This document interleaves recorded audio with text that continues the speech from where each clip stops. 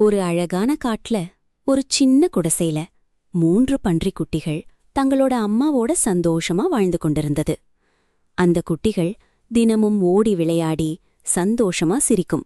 அப்புறம் சண்டை போட்டுக்கொண்டு மறுபடியும் சேர்ந்து கொள்ளும். அப்படி ஒரு இனிமையான வாழ்க்கை. ஒரு நாள் அம்மா பன்றி மெதுவா அவங்கள அழைத்தாங்க. குழந்தைகளா, நீங்க இப்போ பெரியவங்களாகிட்டீங்க. எப்போதும் என் கூட இருக்க முடியாது.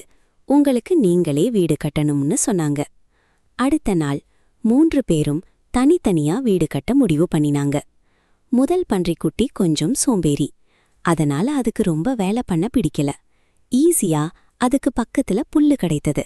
அத வச்சு ஒரு வீடு கட்டிட்டா போதும்னு நினைச்சு கொஞ்ச நேரத்திலேயே ஒரு புல் வீடு கட்டி முடிச்சிடுச்சு. அது மகிழ்ச்சியா உள்ளே போய் ரெஸ்ட் எடுத்துக்கிட்டது. இரண்டாவது பன்றிக்குட்டி கொஞ்சம் சிந்திச்சது. வீடு கொஞ்சம் நல்லா கட்டணும்னு நினைச்சது. அது மரக்குச்சிகளை சேகரிச்சு ஒரு மர வீடு கட்ட ஆரம்பிச்சது. கட்டி முடிக்க கொஞ்சம் நேரம் எடுத்துச்சு. ஆனா அது முடிச்சதும் சரி, இதுவே நல்லா இருக்குன்னு நினைச்சு அந்த மர வீட்ல போய் ரெஸ்ட் எடுத்துச்சு.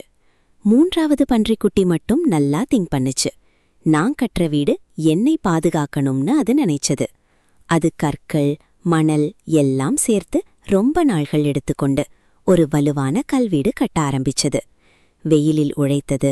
சோர்வாயிருந்தாலும் விடாமுயற்சியுடன் முடிவில் அது ஒரு அழகான வலுவான வீட்டை கட்டி முடிச்சது.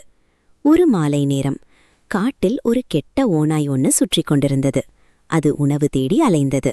அப்போ அது முதல் பன்றிக்குட்டியின் புல் வீட்டை பார்த்தது. அது வாசலுக்கு முன் நின்று, ஏ பன்றிக்குட்டியே, வாசலை திறன்னு சொன்னது. உள்ளே இருந்த பன்றிக்குட்டி பயந்துச்சு. இல்லை, நான் திறக்க மாட்டேன்னு சொன்னது. ஓநாய் கோபமா சிரிச்சது. சரி, அப்போ நான் ஊதி விடுறேன் பாருன்னு அது ஒரு பெரிய மூச்சு விட்டது. பூ. ஒரே ஒரு ஊதல்ல புல் வீடு முழுக்க உடைந்து போச்சு.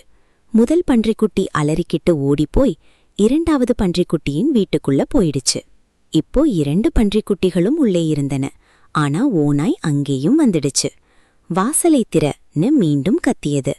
இரண்டும் திறக்க மறுத்தன. ஓநாய் மீண்டும் கோபமா பூ. இந்த முறை கொஞ்சம் அதிக பலத்துடன் ஊதுச்சு. மரவீடும் உடைந்து போச்சு.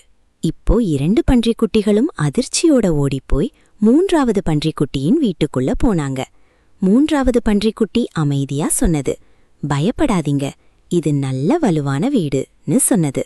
ஓநாய் அங்கேயும் வந்தது. இந்த வீட்டையும் உடைக்கிறேன்னு அது நினைச்சது. பூ. அது ஊதிச்சு, மீண்டும் ஊதிச்சு, இன்னும் பலமா ஊதிச்சு. ஆனா வீடு அசையவே இல்ல. ஓநாய் ரொம்ப சோர்ந்து போயிடுச்சு. இத உடைக்க முடியாதுன்னு தெரிஞ்சிருச்சு. எப்படியாச்சும் பன்றிக்குட்டிகளை பிடிக்கணும்னு பிளான் பண்ணி அந்த வீட்டோட மாடிக்கு போய் அங்க இருந்த சிம்னி வழியா கீழே போய் பன்றிக்குட்டிய பிடிக்கலாம்னு போச்சு. அப்போ பன்றிக்குட்டிகள் சிம்னிக்கு கீழே ஒரு பெரிய பானையில சூடா சுடு தண்ணி பண்ணாங்க. சிம்னி வழியா கீழே வந்த ஓநாய்க்கு சுடு தண்ணி பட்டதும் சூடு தாங்காம கத்திக்கிட்டே அங்கிருந்து ஓடிப்போச்சு. அதுக்கப்புறம் அங்க வரவே இல்ல. 3 பன்றிக்குட்டிகளும் ஒன்றாக நின்று சிரிச்சுக்கிட்டே இருந்தாங்க. நாங்க சீக்கிரமா முடிக்க நினைச்சோம், ஆனா நீதான் சரியா செய்திருக்கன்னு முதல் 2 பன்றிக்குட்டிகளும் மெதுவா சொன்னாங்க. மூன்றாவது பன்றிக்குட்டி சிரிச்சுக்கிட்டே சொன்னது, வேலை சுலபமா இருந்தாலும் நாம் சிந்திச்சு உழைச்சாதான் நல்ல பலன் கிடைக்கும்னு சொன்னது. கதை மோரல்: உழைப்பும் பொறுமையும் இருந்தால் எந்த ஆபத்தையும் நாம சமாளிக்கலாம்.